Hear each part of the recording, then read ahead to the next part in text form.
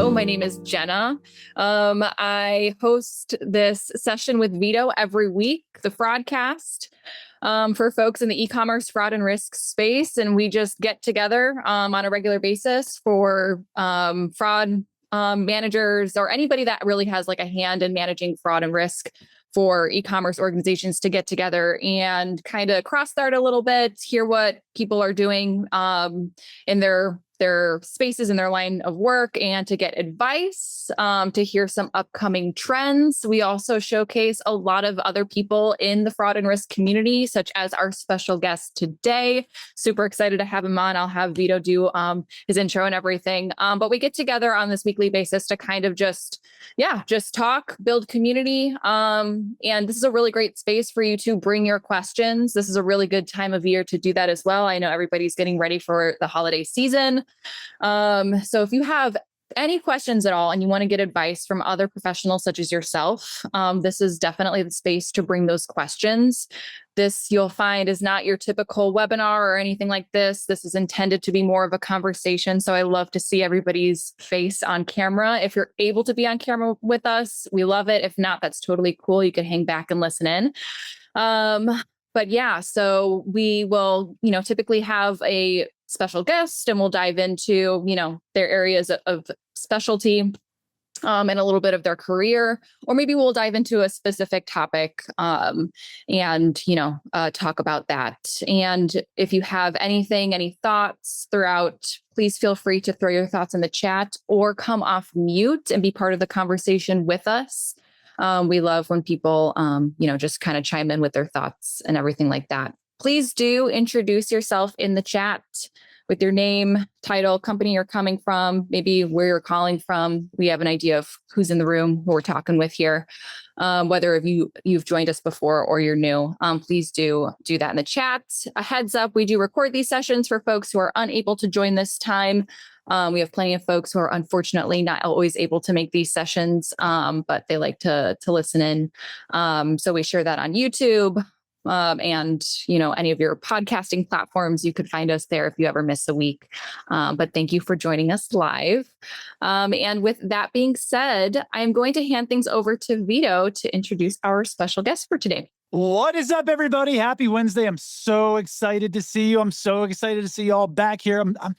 I'm actually really, really excited to see my friend Justin. It's been a minute. Justin, welcome. We won't talk about your Dodgers. We already did that. It already breaks my heart. But I'm even more excited to introduce you to today's guest.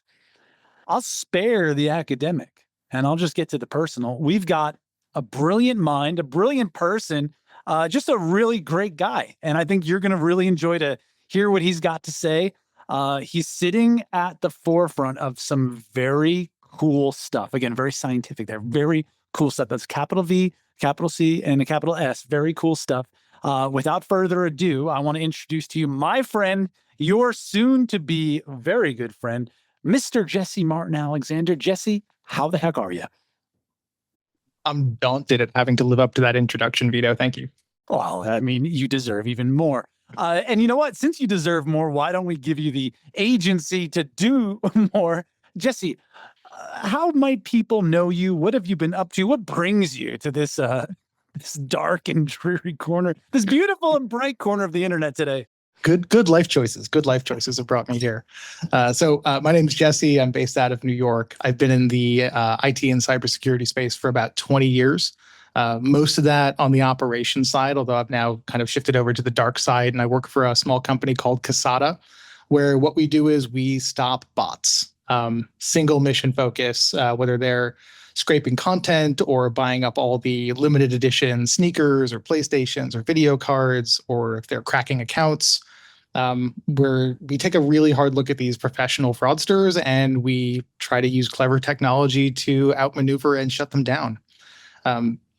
Cybersecurity has always been, I've been a technologist for quite a long time, but kind of the core communications about it have always been in risk management. And I think that overlaps with fraud and payments quite well, because while there's some dimensions of cybersecurity where you're really trying to use ones and zeros to deflect bad ones and zeros, this is a little closer to business logic. So there's an element of how we run our business that gives a certain degree of exposure to things we don't want or adversary traffic that we don't want. And it's a challenging puzzle to solve. So it's never boring. Challenging puzzle to solve is a really good way to put it, because I think for everyone in this room, when we hear that B word, bots, a lot of different specters are conjured up in the head. We end go on. To one person, a bot, they might think of these like massive multi-terabyte denial of service, like swarm attacks. To some people, they might think of like Twitter bots that are helpful. Maybe they comb a feed for content and they're actually useful. The ones we tend to see are the ones that are doing automated checkout to poach mispriced items. And this is especially a thing as we get into the holiday season. Ton of fake account creation too. They kind of stage their bot armies right around now so that when the sale prices hit on Black Friday, they can perform automated checkout and deprive your customers of inventory. So there's certainly a spike in the activity right around when things go live for holiday sales, but we see the preparation because like these folks are pretty organized. We see the preparation and reconnaissance and early development right about now and into early November. That got my almonds activated a bit. They're kind of poaching things that are improperly labeled or improperly priced. So now that I put my fraud hat back on, wherever it is, if I'm sitting at, if I'm sitting in-house somewhere and I'm like, oh crap, like, are there any sort of vulnerabilities I might have? Where do I begin? Like, what do I'm here talking to Jesse, so that's like a really good start, but like, what's my checklist kind of like, or what sort of inventory of my own should I be doing to say, hey, here's where I might be really vulnerable? Yeah, it's vulnerable is another word like bot that can mean different things to different folks. Like I lived in the vulnerability management world for a while, so it's a lot of scan and patch and, what am I like technically exposed to? I think when it comes to the logic that we see exploited from these holiday bots that are trying to grab things that are mispriced, if you think about how every time things are priced or they've uploaded prices are updated from a sheet, let's say, to go into sale mode, and we kind of keep those secret until we release our circulars around Black Friday. There's no more concentrated moment on the calendar of pricing updates than the holiday season, right? Any sale is going to have some updates. We obviously roll those month to month and quarter to quarter, but en masse, like I don't think there's anything that compares to what happens around then. And very simple, like fat-fingered errors or missing values that turn into zeros, and suddenly you have a $0 checkout for something that's supposed to be $300. This is a problem, and it's largely a process problem. But the botters are so actively scraping for exactly those kinds of mistakes. We often call them freebie bots because they're looking for $0 pricing errors or radically underpriced errors. They're working in an automated fashion 24/7. So tight controls over those processes are certainly a part of it, but most of us are human at the end of the day. Well, speaking of humanity, we've got a lot of humans here, and I want to invite all of you humans to jump in at any time. I've got thick skin, and Jesse knows the song and dance here. Please feel free to come off mute. This is for you. It's also for me. I'm having a good time, but it's really for you. I'm wondering, just as a sidebar, and we'll kind of put this on the back burner a little bit, if you've been a victim of this kind of $0 bot deal. I remember we had somebody talking out here a while ago where they had somebody who was using bots to spin up promotional abuse nonsense through Honey. Like they were botting through Honey, and it was Jessica Flores, our own Jessica Flores. Remember Jessica? She'll be back soon. So yeah, if anyone's been a victim of this or has had to like unpack, peel back the onion of anything like this, please bring it up and let's talk about it. So while that's on the back burner, Jesse, I'm wondering, like you said, Black Friday's coming up. We've got fat fingering and we've got a lot of manual problems where, we might be inputting something that's going to lead to our own demise in some sort of way. What about on the other end of it? Where like, are we possibly so risk averse that we might be missing out on something? I'll leave you with this. I had a CISO, I quote him almost every other week, back in the day, who said there were 3 mysteries in the universe.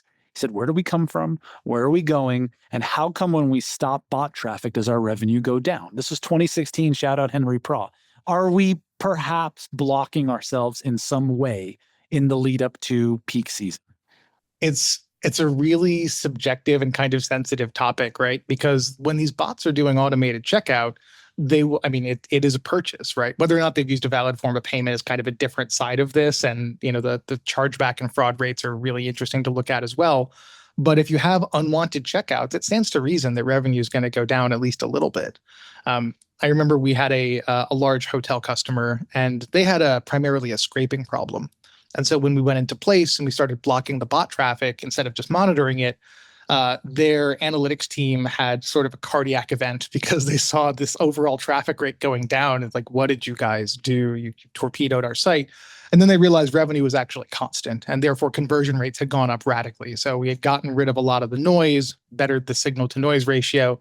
And that was a moment where the analytics team realized, man, we've been tuning the site based on high volume traffic that turns out not to have actually been for humans. So then they started getting quality data. But when you get rid of the unwanted bot traffic, assuming it is the unwanted traffic, if that made up some percentage of checkouts, then that's sort of to be expected. But if that was unwanted, there's probably a reason that was unwanted. So it's payment processor fees, it's chargeback rates, it's chargeback prevention fees, or it's even infrastructure costs. Like the total cost of botting is something that is so difficult to calculate organization to organization, because if you're affected by automated checkout, you maybe do the math one way.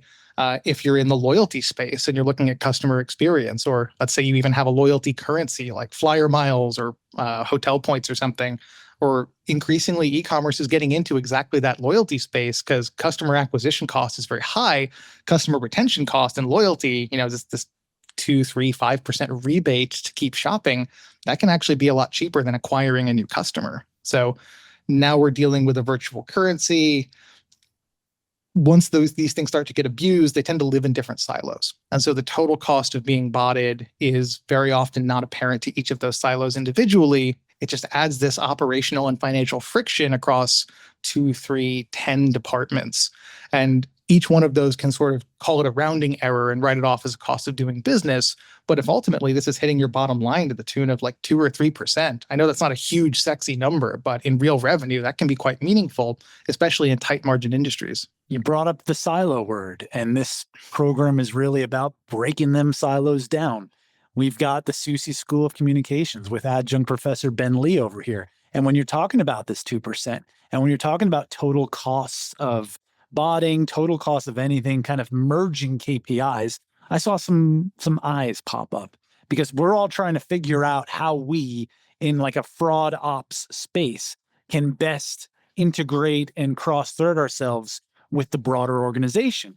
What have you seen, Jesse, in your experience among the most successful groups in terms of how perimeter security, anyone who like owns bot detection and things like that, how they interact with people who are, more on the fraud ops side, how they're able to share, processor fee, chargeback rates, and things that are really kind of affecting that whole world.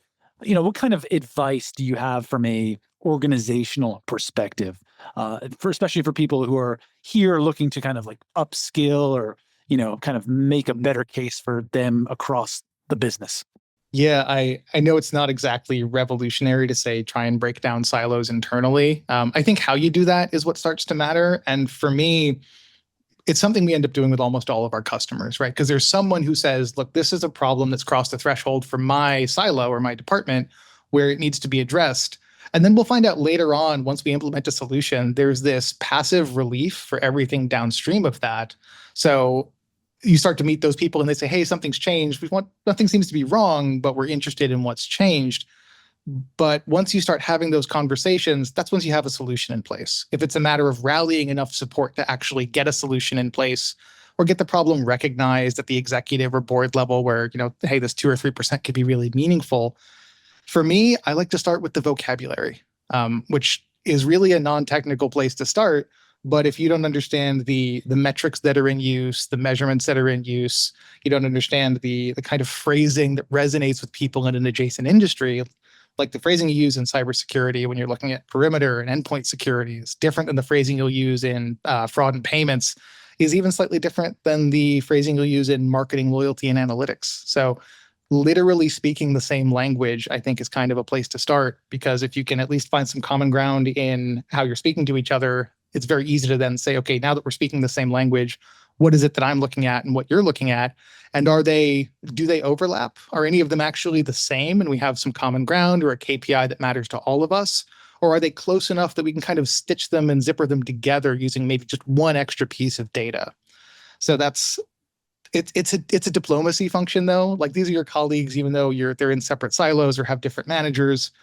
You can either climb all the way up to the top executive level and have it done kind of by mandate that, this is now a problem. That can be a little hard to traverse, and that can be very political. But if you want to just engage with your peers, start by understanding the phrasing and numbers that mean things to them, and understand why. The babblefish, the shibboleth, as Ryan puts it, the glossary of all glossaries. I like that a lot, though, because if we're able to decipher and understand, then I look at it from a very simple perspective, y'all. We're always looking for a little bit of inspiration for the things that we're looking at, that massive spreadsheet or that crazy dashboard or whatever. And the more we kind of understand other people's contexts and other people's perspectives, the more we can steal from them and say, oh yeah, like Phil would have looked at it this way, so I'm going to look at it like Phil. And next time I see Phil at the water cooler, like, I can say, hey Phil, guess what I saw. That's my little simple-minded way of doing things. But well, even failing that, right? I think everyone probably, if you have any kind of e-commerce or customer-facing business, you probably use the phrase, we are customer first. Right. I don't know anyone who works for a company that says we're customer last, we're partners first, we're resellers second, and we're customer last. So what is the experience for the customer? Like, when they go through and they try and buy something and it turns out to be out of stock because it's been sniped by automated checkout, what do? Do they go to a competitor? Do they add themselves to a wait list and a restock notification? So understanding the impact on the user experience and the changes to the customer journey can also be a pretty simple point of relation, because whatever you do, if you make widgets, if you do landscaping, you deliver a service or a product and people consume that product or service. So once this starts to affect them, that should theoretically be a universal language, even if you live in a deeply siloed, deeply technical area. Do the folks in accounting really understand the customer mechanics of my pet food store? Maybe, maybe not, but it's at least a human relatable experience. I want to know if you in the audience are relating to this as well. As I take a sip out of my giant water jug here, I'm sure you've had to drive these conversations. I'm sure you've come to a little bit of an end point and a little bit of a chin scratching moment. And I'm sure you've had some weirdness with bots in your existence. So the floor is yours, y'all. Jesse is here to talk with you as much as he is with me. I would love to hear from you, and I will take a pause out of the old water bottle while we do that. I was going to give you a hard time, Jesse, and say, actually, we're customer centric. So, I see. Not customer first, customer centric. Yeah. To anyone else out there, if the customer is at the core of what you do, or if you're a customer service company that happens to sell product X, Y, and Z, full props. Customer centric people, we are community centric here. We're going to go with that whole centric thing today, Ryan. That's going to be the thing. So, Jesse, pink elephant in the room, my friend. Okay. What is going on with Blaze called it? Y'all going to talk about agentic commerce? What's going on with these agents? I mean this sincerely. This isn't some rhetorical windup. What even is this? Because I turn on the news yesterday and you've got OpenAI announcing the browser, right? And now they've got their Atlas browser. How do you see agentic commerce? What is it to you? And what do we need to think about there? Would just love to hear this from the mountaintop as I see it, because, I've done videos where I tried to buy NBA jerseys using, the agent mode in GPT, but I don't feel like that's the future of it. I feel like it's something a little bit different. So just would love to hear from you, your take on this whole emerging situation. Yeah, that is a can of worms, so I'll give it a go. I mean, everyone's attitude towards towards AI interactions with their storefronts, their virtual storefronts, in the course of 24 months, we've gone from don't train on me to please mention me And immediately now we're kind of going to please be my sort of floor sales rep and drive commerce to me.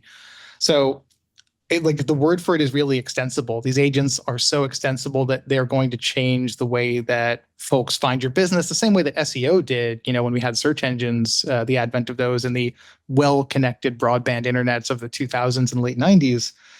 So there's a remarkable amount of search data available on OpenAI in particular, where customers are already asking product questions and service questions of AI. They're also getting AI summaries in their search results, so they're kind of being trained into this. So the search engines are definitely funneling people towards that direction. And like I'm kind of part of the problem. I've taken it up as well because if you have a really targeted question, let's say I just recently got back from travel, I wanted to know about the amenities in the hotel I was staying at. I could look it up in a search engine and get taken to the hotel site and try and click around the amenities section and find it. Or I could ask a targeted question and hopefully get a targeted, reliable-ish answer out of something like an OpenAI. So similarly, when we look at shopping for things, if I'm looking for gifts for a 7-year-old, and I'm a little out of touch with the 7-year-old community, right? I got my one nephew and he keeps getting older. So when I look for gifts, I always kind of have to start from scratch, and it's a helpful way to do that. So at that point, if I'm getting product information or I'm getting my my buying decision shaped by that platform, isn't it the natural extension to be able to transact through that platform as well? Are you bearish or bullish on it being a big fraud vector? And I say that bluntly because when this whole thing, whenever we start talking about this, there was a lot of the clutching of pearls where it's like, oh no, like fraud is just going to take off. But the more I hear like that story right there, it just seems like the overwhelming majority of this is going to be safe, almost boring stuff that we'd be shooting ourselves in the foot to not approve. Like what legitimately, what do you think we have to worry about here with that kind of traffic from a commerce perspective? Yeah, I think we're 1 degree further. I think the payment and the payer are 1 degree further away than they used to be. So if I think about credit card transactions of back when I actually worked at a cash register far too many years ago and had to do these physical carbon copy imprint machines, your card was always present. We had a physical card. We'd have to physically interact with the mag stripe. Then we got into card not present. You could take telephone orders. Obviously, all of e-commerce is largely card not present. So now we have an agent effectively as a proxy for the buyer transacting on their behalf. So it feels like we're 1 degree further away instead of me keying in my card number or me even like activating my virtual wallet to put through a card token. Now we have something that is able to have agency over that. So what is that going to mean for fraud? It means that it's easier to buy things if you can compromise my agent, whether that's with malware or malicious scripting or something like that. But if you can get to my local system where that agent has the rights to do things on my behalf, well, now it can make checkout and it can perform transactions and buy things or book things. So what does that mean for fraud? Because by, through some lenses, it was my card, it sort of had my authorization, it's my kind of designated proxy, and it performed a transaction on my behalf. Well, shouldn't I be accountable or should I not? Because it wasn't actually me and I rely on a certain amount of fraud prevention within my method of payments. So I think the ownership for that risk is still as yet to be determined. But I think the other end of this is the agents themselves are not reliable in their identity. By that, I mean, if an agent comes to your storefront, it says, hey, I'm a Perplexity agent, or I'm a Grok agent or something. You have to ask yourself, how do I know? How do we verify this? Because in the anti-bot world of Kasada, one of the things we see all the time is good bot impersonators. These things say, hey, I'd love to know all about all of your pricing for all of your items. And I swear it's because I'm a Google crawler. Like Scout's honor, I'm a Google crawler. And you have to do some verification on that. So the agents, as yet, don't really have a system they've opted into that's trustworthy to prove this agent is this agent. So now when an agentic checkout starts to hit your storefront, how do you know who it's representing? And how do you know that the agent is in fact an agent and not an even more malicious actor under the shroud, under the masquerade of being an agentic bot? So there's a lot of dust that has to settle before we understand who's going to be responsible for what. But those are kind of the key elements as I see it. We're further from the consumer making the purchase, and we also don't know how to identify these agents with integrity. And if we fast forward to January 1st, 2026, what do you think, with all that being said, what do you think the story of peak season is going to be in relation to this? I mean, we hear people saying 5 to 10% of traffic for peak season is going to be driven by agentic commerce. We hear people saying even more. We hear some people saying like, no way, like no one's using this thing. Like, do you think there's going to be a headline come January, February about like, wow, this was really the coming out party for this sort of behavior? Or do you think we're still a ways away from that? I think we're a season away from that. I think January 1st, 2027 is probably going to be a much better shaped landscape, but I do expect you'll see a very active concentration for some agentic checkouts. But then we have to go a level deeper and say, are these legitimate agentic checkouts? Or are the early adopters of this also some of the same bad actors and fraudsters who like to abuse my site in the holidays anyway? They're just now easily categorized into agentic transactions. Being agentic doesn't mean it's legitimate. And that is a challenge that all of us are going to have to solve together. That's the thing that worries me, right? Because I think, oh, well, if I'm using ChatGPT, I can't really be, I'm just revealing to you the levels of my ignorance here, y'all, where I feel like, oh, who's really going to take advantage of this? Well, it's like I haven't done this for 10 years. And I know that like someone's going to take advantage of this. So Lisa, I see you laughing, Lisa. So I got to call you out here. What are you thinking about all of this? And welcome. I don't think we've ever seen you here before, Lisa. No, first time caller for sure. Usually we just rolled out Signified over the last couple of weeks, so I'm still just kind of getting into the throw of things.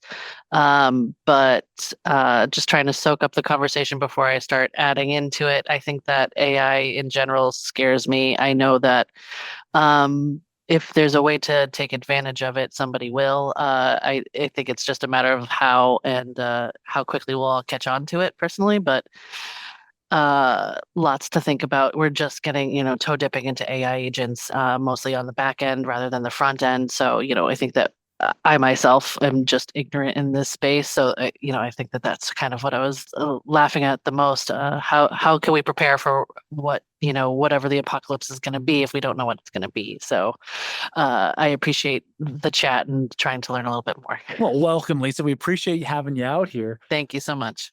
With that being said, right? Jesse, do you think it's just going to come down to a select group of people in e-commerce who are, the word might not be silly, but maybe brazen enough to let some weird stuff through and then kind of pick up the pieces from there and say, oh, actually, that was, that was a compromised agent?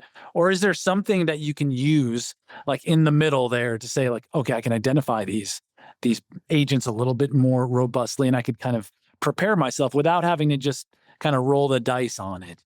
What do you think like a nice approach would be to doing this, to learning that thing? Yeah, so it's tricky. And I think before getting into even all of that, I think we really need to give ourselves permission to be uncomfortable about this stuff. Like I live in the bot world 24/7 for a couple of years now. This is moving faster. I started at Kasada in I think 2021, and like the last 12 months, the bot landscape has changed. Like what's permissible and what's even desirable has changed. So just being honest about being uncomfortable about this, I think is pretty important. Like it is very difficult to do your day job and be on the bleeding edge of the academics of this stuff. So operationally, this is uncomfortable and like I'm right there with you. So what do we do as far as figuring out, I do think you have something there. There's going to be a canary in the coal mine, right? Someone's going to say, I want the first mover advantage. I have the risk appetite for this. Maybe it's the style of goods that are difficult to kind of resell. Maybe it's someone who feels like they're a little bit more resistant to fraud. And so they're going to try the avenue of this agentic, like open commerce. And that's data. I think you could have whole episodes on that once we start to see that, because while there might be initial revenue there, someone's going to make the first mess, or someone's going to be the victim of the first, like really large scale fraud. I think it does also go hand in hand with we do try and protect our business logic at all times anyway. So the agentic stream is not a completely new way to interact with our storefronts. It's just it's having a representative. It's like your personal shopper. And so if that's something we would have sold to previously and all the safeguards we might have had against those kinds of resellers or reshoppers in the past, I think they're applicable. Where this gets really sticky technically is that right now, as I mentioned, there's no way to validate that something claiming to be a ChatGPT agent actually is, right? In HTTP, there's this user agent string, and it is basically kind of like a voluntary self-identification of who you are. There's nothing that obligates you to tell the truth. There's no integrity to it. You could say I'm, Jesse's browser 666, and it doesn't fail your web transaction, right? It's perfectly allowable. So we're dealing with kind of, I think, two steps of a problem. One is that these agents don't identify themselves today in a way that's trustworthy. So figuring out whether or not they are who they claim to be is number one. And it also stands to reason that there will be some evasiveness and less scrupulous AI agents in the near future. Because as soon as the first storefront starts to differentiate, here's how I treat human traffic and here's how I treat agentic traffic, there's very likely to be an incentive to masquerade as human. And that's what the botters are doing all the time anyway. No amount of clicking CAPTCHAs seems to stop them. So what do we do when these things get unscrupulous? And we saw a little bit of this in some of the feuds with training models, where some of these LLMs were caught scraping data that they probably weren't supposed to be scraping. Even when these collection bots would come back, they'd have changed their user agents to try to masquerade as something other than the training scraper agent. I think Cloudflare put out a few articles on this stuff. So we already have seen some willingness to be evasive and a little deceptive on behalf of these AI-powered systems. I think we're likely to see some more of that. So, at that point, the way we approach this is we need to get very good at mechanically identifying what traffic is what is human, what is automated. And we cannot put the onus on the humans to prove that they're humans. That's the way it's been done for quite some time. And I don't know how many crosswalks I can click, or I'm just waiting for the CAPTCHA that makes you sing a song. But like it's kind of gone as far as it can go with these inconvenient puzzles. And we already know that reflects in cart abandonment as well. So understanding mechanically who is talking to your storefront is really, I think, how we get ahead of this. I'm revealing a little too much about myself today, but I don't care. Here we are. I screw up those things. So like when they tell me to do the letters, I have to like get glasses on glasses. I can't tell like what letters they are. And then when I have to rotate the jug, I feel like I'm writing upside down sometimes. I don't know. Maybe it's just me, but I want to hear from the rest of you. I have so many questions, but I know you do too. And maybe one of those questions is, why should I even worry about this? Why do I even care? Why do we keep going on? I present these things to y'all because I truly feel like you, and I'm talking directly to you, have an opportunity to do something unique here, have an opportunity to lead in your organizations in a way that it doesn't come around a lot. What Jesse's really laid out here is the fact that this is something that's going to affect every aspect of the organization, and nobody really knows the answer to it. And everyone's a little bit scared. And I feel like the scared department and the worry department like comes back down to fraud often. And I want y'all to like really own that, because I want to see you promoted. I want to see you, get fat paychecks and have an amazing life. So that's the point of this conversation here. So if anyone's brave enough to go down that path, or maybe is even considering that path, what kind of questions could you possibly have to let you lean into a little bit more ownership come, end of year, come peak season? Would love to hear from you. We don't mistake silence for antipathy. We're going to take a 2-second pause for you to ask that question. Floor is yours. Shelly, do you still say bringiton.com? Like, is it just like, hell, are you going to be the canary, the pink-haired canary in the coal mine, Shelly? Is that you? Why am I always pink-haired canary in the coal mine? Well, I haven't been pink-haired until this last week, so there's that. No, I'm just kind of listening and taking it all in. I think this is an area that I have not even tried to dive into too much because it doesn't currently hit my world too hard. Yeah, we have items that are sought after, but it's a little odd when we have the hand delivery of things. And in my world. So, and then all of our apparel purchases are within the Shopify platform. So I'm not as stressed about somebody to come in and buying all of the Lululemon sports bras. If you would like to, please do. I'd appreciate the profit. And we see them resale all the time just because of the name brands that we're associated with. But I know that there's going to be a point where I have to dive into it. Am I really bad to be like, I'm just going to hit the pause button until I have to do that? I've got too much going on up here. Jesse, what do you think about this? How do you diagnose Shelley's outlook on things?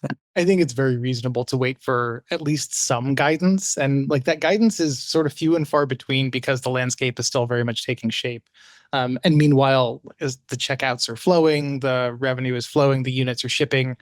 I've spoken with customers who have said, yeah, we know some of our checkouts are automated. We don't entirely understand why, but like we're shipping more units and the charges are not fraudulent. So we have it's unusual activity and we don't entirely understand it, but that doesn't necessarily make it a problem. It makes it an open question, but that open question is not yet turned into a problem because it doesn't affect dollars and cents or it doesn't affect a really direct KPI. And that's a lot of people.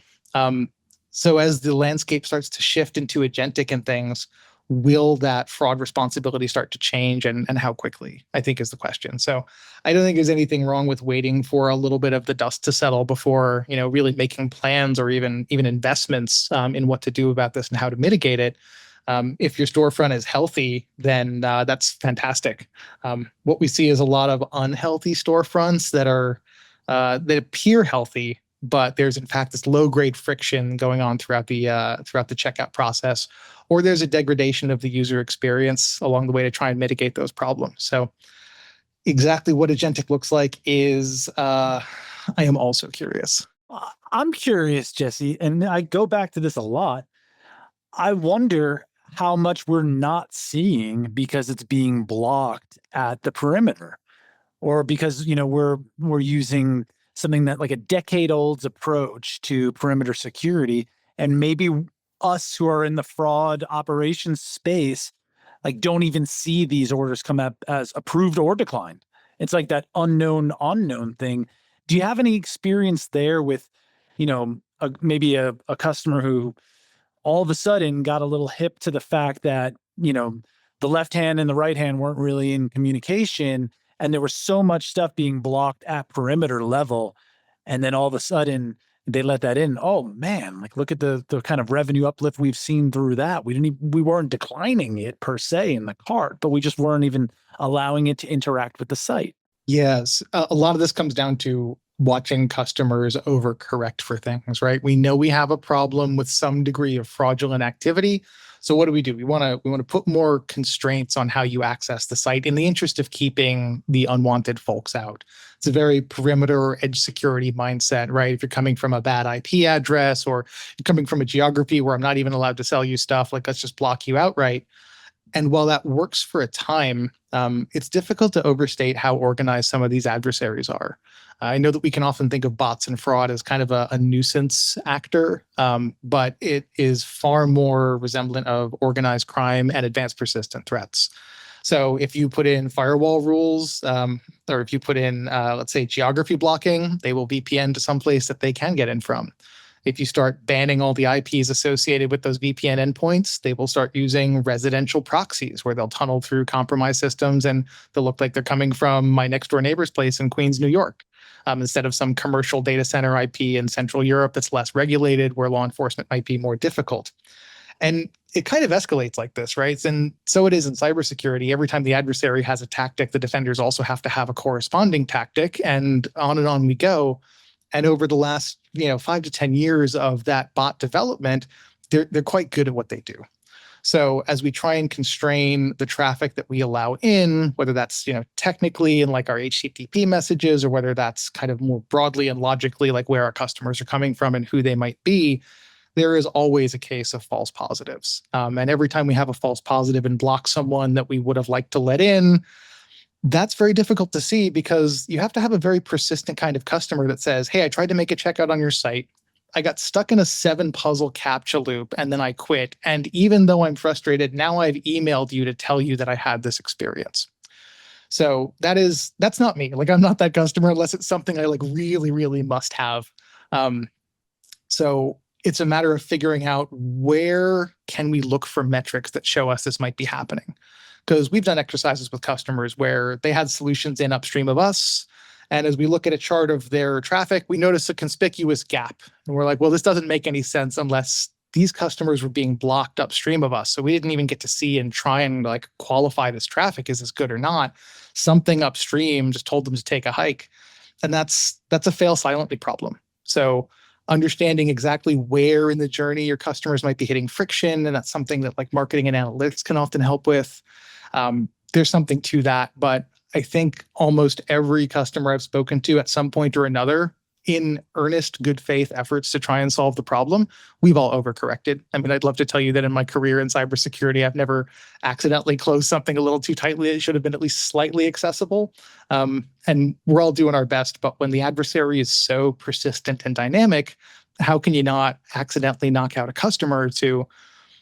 And from there, we have to start doing more math. Like, what does the loss of that customer cost us in their total lifetime value? Can we reacquire them? Is the reacquisition cost comparable to the initial acquisition cost? So looking at this very, very broadly, the implications of a false positive can be high. I love this because we often talk about false positives in the realm of decisioning rules.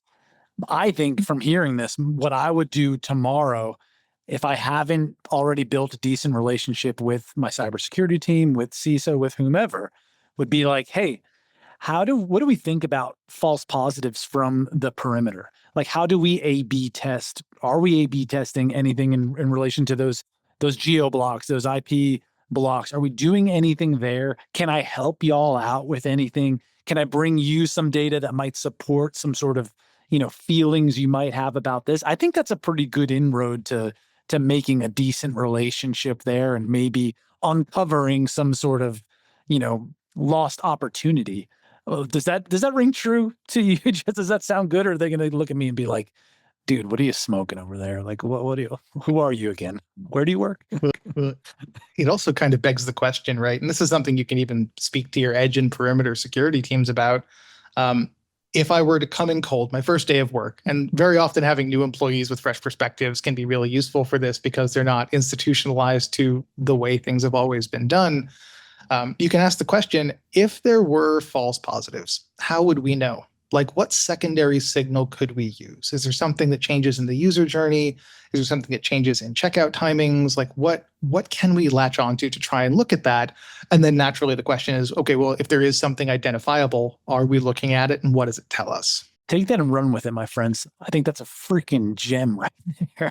I think that'll make you really, really dangerous.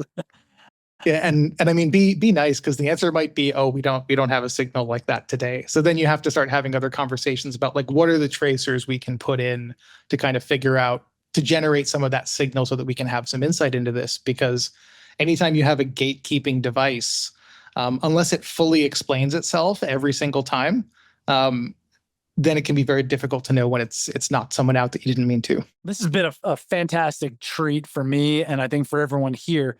Jesse, thank you so much for coming out. What is your message of conclusion of peace, love, and understanding, inspiration, whatever you got?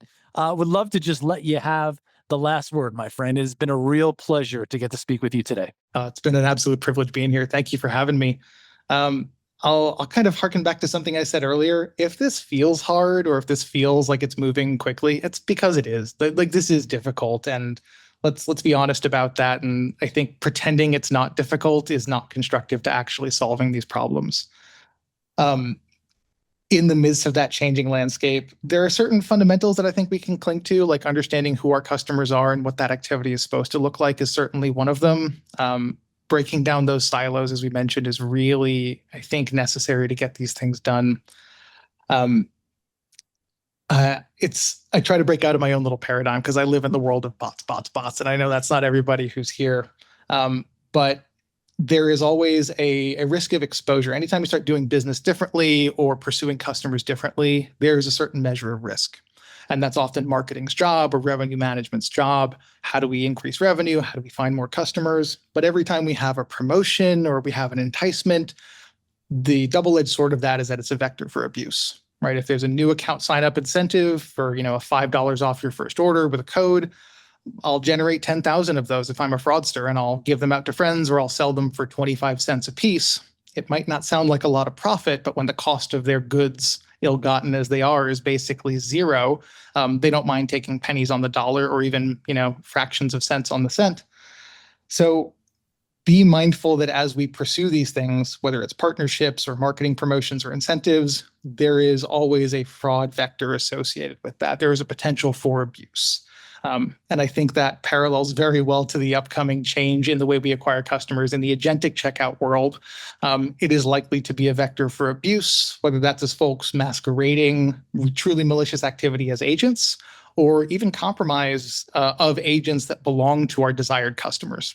So it's just a matter of taking a 360 perspective, looking at ambition balanced out with the risk exposure. And it's still business worth doing, but if we just look at customer acquisition or increases in revenue in a vacuum, we leave ourselves open to things we probably didn't mean to. Well, on that note, my friends, we will have a lot to report on, and we hope to get Jesse back to talk about that January 1st. What the heck just happened? And maybe it won't be a big what the heck just happened, but I hope you're all a little more inspired. And I really appreciate Jesse not only taking the time, but making me feel good about being a little on the fence about these things. I hope you have a beautiful and blessed rest of your week. It is a blessing for me to get to hang out with you every Wednesday. And I look forward to seeing you again if I'm so lucky next week. Until that time, my friends, go Dodgers. I never thought I'd say that. Go Dodgers for our boy Justin Hicken right here. Go Dodgers. And I'll be seeing you soon. Y'all take care. Have a great week.